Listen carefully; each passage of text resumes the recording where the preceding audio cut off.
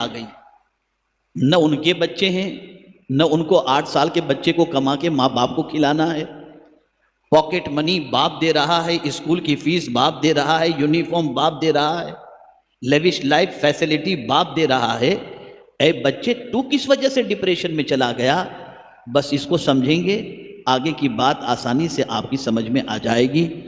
سن لیجئے، جب تک کہ کو ایجوکیشن کا سسٹم نہیں تھا، بچے الگ بچیاں الگ، جب تک کہ تعلیم کا نظام اس طریقے کا تھا، کبھی کوئی بچہ ڈپریشن میں نہیں جاتا تھا۔ لیکن جب سے یہ تعلیمی نظام مخلوط ہو گیا، اب چھوٹے چھوٹے بچے بھی ڈپریشن میں جانا شروع ہو گئے۔ اور اسی کے ساتھ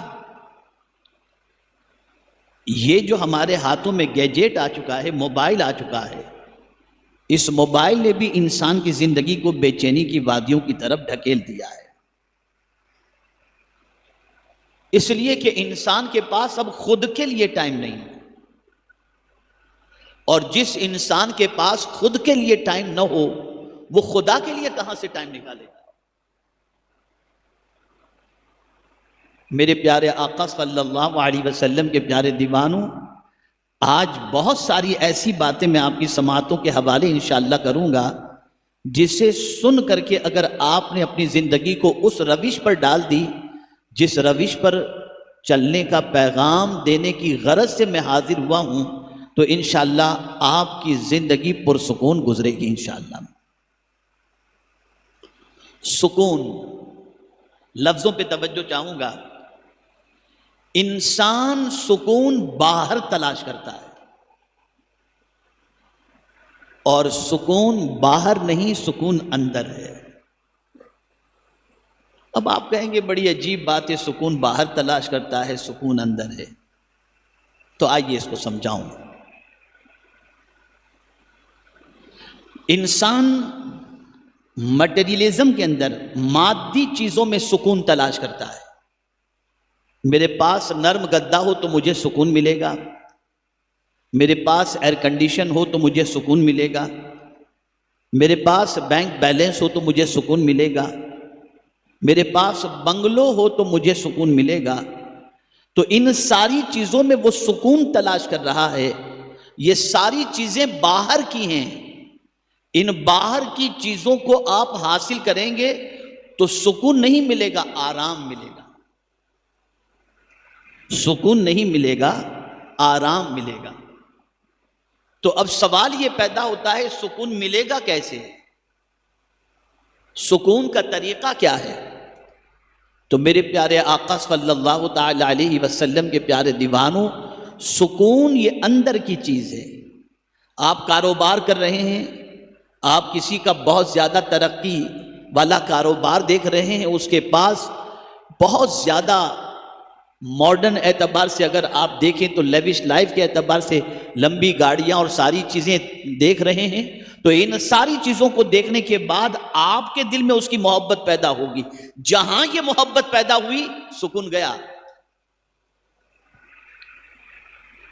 اور پھر یہ محبت آپ کے دل میں اتنی گھر کر جائے گی کہ آپ اس بندے سے آگے نکلنے کے لیے نہ حرام دیکھیں گے نہ حلال دیکھیں گے، اس سے بہتر پوزیشن بنانے کے لیے کسی کا مال بھی لے لیا، کسی کا پیسہ بھی دبا دیا، اس کے خلاف سازشیں بھی شروع کر دی، اس کے خلاف پلاننگ بھی شروع کر دی۔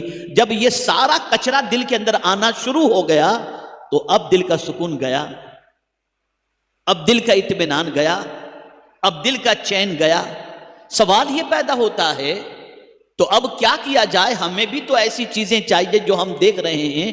تو یہ سب سے بڑی ہماری غلطی ہے۔ کون سی چیز سکون عطا کرے گی؟ اللہ کے رسول صلی اللہ علیہ وسلم نے بہت بڑے لوگ اور بہت چھوٹے لوگ دونوں کے حوالے سے سرکار صلی اللہ علیہ وسلم نے فرمایا، جب تم دنیا کے معاملے میں اپنے سے بڑے کو دیکھو،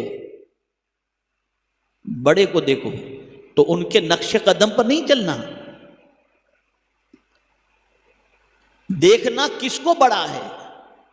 آقا کریم صلی اللہ علیہ وسلم نے فرمایا، دنیا کے معاملے میں اپنے سے چھوٹے کو دیکھو، اپنے سے کمتر کو دیکھو، اور دین کے معاملے میں اپنے سے بہتر کو دیکھو. جب تم دین کے معاملے میں اپنے سے بہتر کو دیکھو گے تو تمہاری زندگی اس راستے پر چلے گی. تو جب اس راستے پر چلے گی تو اللہ تمہیں سکون کی دولت سے مالا مال فرما دے گا. میں اس کو مثال کے ذریعے سمجھاؤں. کبھی آپ کی طبیعت کے اندر دین کے معاملے میں بہتر کو دیکھ کر اس راستے پر چلنے سے بے قراری نہیں ہوگی. مثال کے طور پر میں آپ کو بتاؤں, آپ نے دینی اعتبار سے دیکھا کہ یار میں تو صرف 5 وقت کی نماز پڑھتا ہوں, فلاں بندے کی پوزیشن تو یہ ہے کہ یار یہ تہجد بھی پڑھتا ہے, یہ جمعرات کے روزے بھی رکھتا ہے, یہ پیر کے روزے بھی رکھتا ہے, اور دولت ہے تو خوب خیرات بھی کرتا ہے, روزانہ اس کے یہاں سے کھانا جاتا رہتا ہے, غریب کھاتے رہتے ہیں. یہ ساری چیزیں تو دین کے معاملے میں جہاں آپ نے اپنے سے بہتر کو دیکھا تو آپ اس راستے پر اگر چل پڑے تو اللہ آپ کو سکون کی دولت عطا کر دے گا. اس لیے کہ نیکی سکون عطا کرتی ہے اور حسد بے چینی عطا کرتا ہے.